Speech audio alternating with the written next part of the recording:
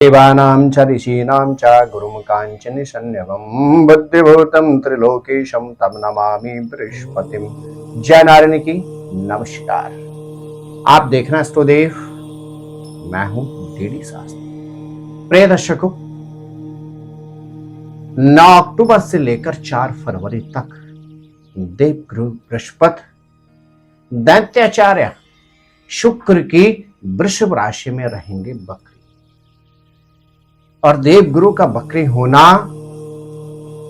प्रत्येक व्यक्ति के जीवन में बहुत ही महत्वपूर्ण प्रभाव प्रदान करेंगे। अर्थात देवगुरु बृहस्पति के बकरी होने से आपके जीवन में भी बहुत कुछ बदलाव आने वाला है। जी हां प्रिय दर्शकों, कोई भी ग्रह एक निश्चित अवधि में जाकर बकरी अथवा अस्त अवस्था को प्राप्त होते हैं।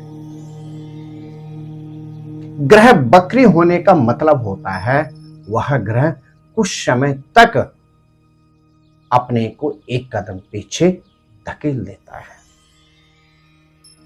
प्रिय दर्शकों, यह मनुष्य के जीवन में भी बहुत महत्वपूर्ण होता है। जब ग्रह बकरी होता है तो ग्रह स्वयं का आत्मतोल करता है। उसी तरह से जब कोई ग्रह बकरी होता है तो मनुष्य भी यदि उस अवधि में अपना तुलनात्मक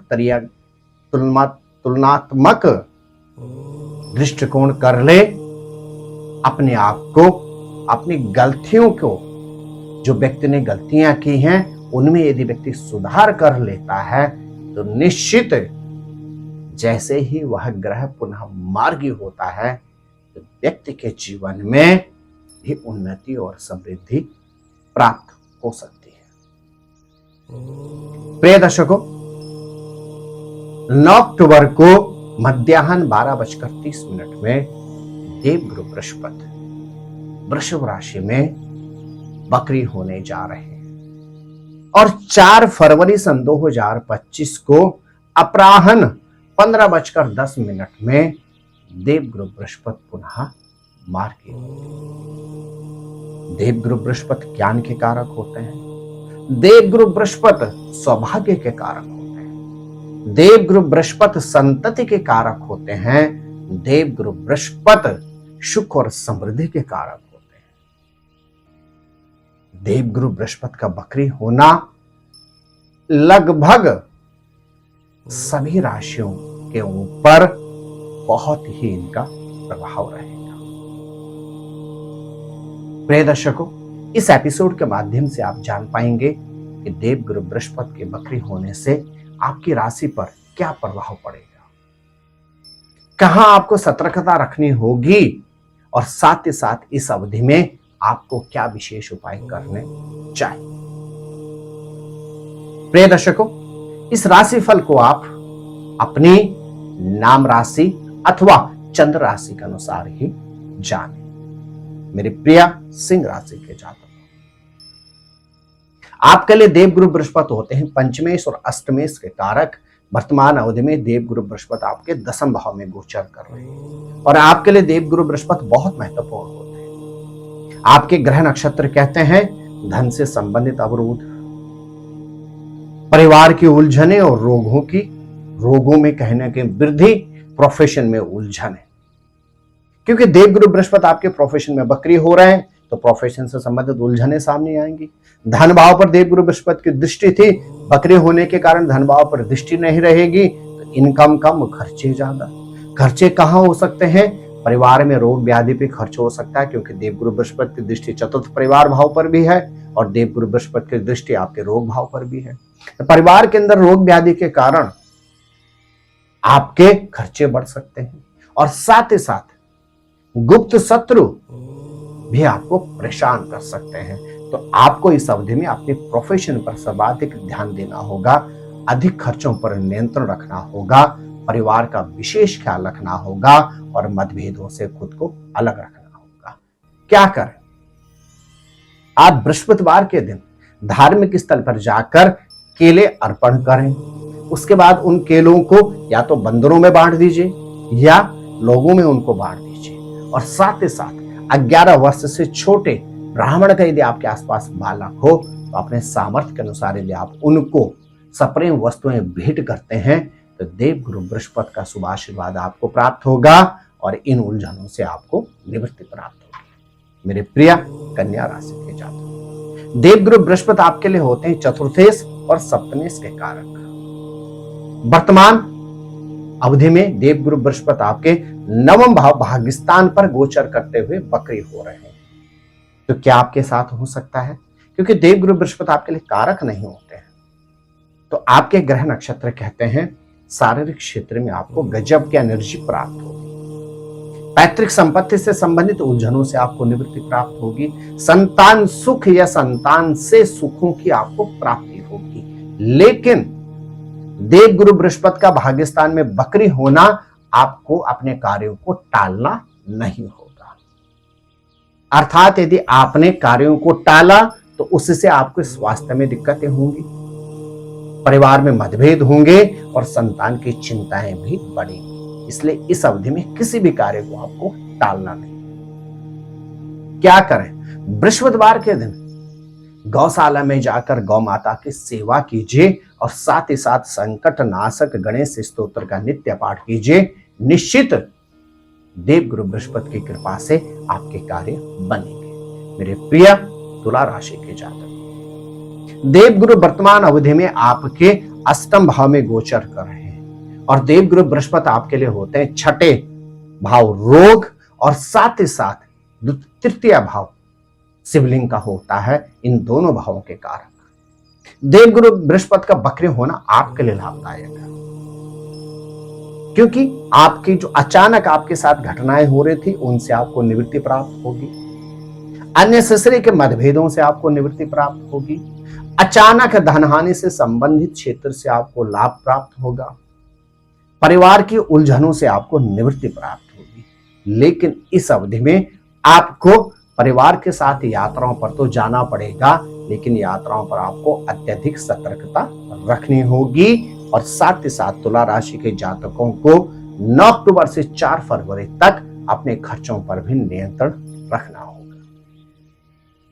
इस अवधि में आप माता लक्ष्मी का नित्य पूजन करें, लक्ष्मी चालीसा का नित्य पाठ करें। देव गुरु बृहस्पति की कृपा से उलझनों से आपको निवृत्ति प्राप्त होगी। मेरे प्रिय वृश्चिक राशि के जातक, देव गुरु बृहस्पति आपके लिए होते हैं पंचमेश और द्वितीयेश के स्वामी। वर्तमान अवधि में देव गुरु बृहस्पति आपके सप्तम भाव में गोचर करते हुए वक्री अवस्था में। तो क्या आपके सितारे कहते हैं इस अवधि? आपके ग्रह नक्षत्र कहते हैं देव गुरु बृहस्पति के वक्री होने से आपके इनकम में अवरोध उत्पन्न हो सकता है। शारीरिक क्षेत्र में आपके कार्य अटक सकते हैं। शारीरिक क्षेत्र में आपको रोगों से लड़ना पड़ सकता है। और यहां तक कि आपके ग्रह नक्षत्र कहते हैं इस अवधि में आपको पैतृक संपत्ति से संबंधित उलझनों में भी जूझना पड़ सकता है। अर्थात आपके ग्रह नक्षत्र कहते हैं 9 अक्टूबर से लेकर 4 फरवरी तक आपको अत्यधिक सतर्कता की आवश्यकता है। और साथ ही साथ सप्तम भाव में देव गुरु बृहस्पति का गोचर करना और गोचर में भी वक्री होना दाम्पत्य जीवन से संबंधित उलझनें भी आपको प्रदान कर सकता है। क्या करें इस अवधि में? अपने पार्टनर के साथ मधुर संबंध रखें, स्वास्थ्य का विशेष ख्याल रखें, अपने खर्चों पर नियंत्रण रखें और साथ ही साथ अपने सिबलिंग भाई बहन के साथ मधुर संबंध रखें।